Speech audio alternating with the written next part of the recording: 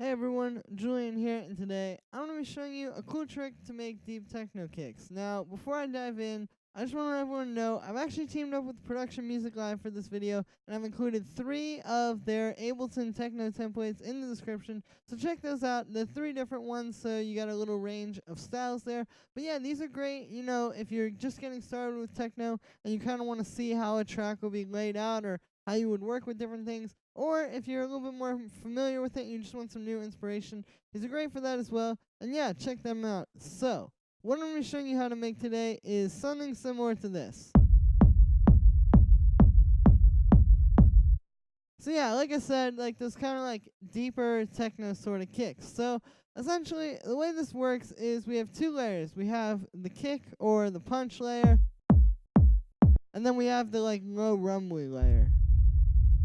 And now the trick I'm going to show you is to create the low rumbly layer. So if you listen to this on its own, you may notice this kind of sounds like an impact. And that's what it is. I have this little impact here. And I've just taken it and I've got it playing on a loop here for this sort of kick pattern. And so this is a great technique to make these kicks. What I like to do a lot of times is you take one of these kind of impacts. It doesn't have to be like the super hard-hitting EDM ones. You probably wouldn't want it to be because that can get kind of messy with what we're about to do. But just like something kind of softer and more organic, like this. And if you take that, and then what I do is I usually put it into a distortion. So here I'm using Ableton's amp, and that's going to make it sound like this. Also, fun fact, amp is making it mono, which is very helpful for those low frequencies. And then I have it going into a low-pass filter. So that's how you get the rumble. The idea here is that the distortion is adding a lot of extra harmonic content and a lot of just interesting stuff on top of this already, very textured and interesting sound. And then we're just filtering out the highs, so we just have the low end, and we get a nice rumble.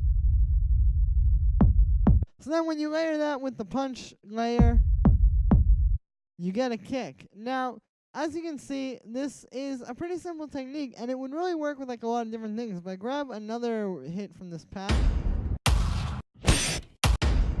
let's try this one. It's got that like kind of bell sound in it, but that's not really going to be a problem because we're low passing it.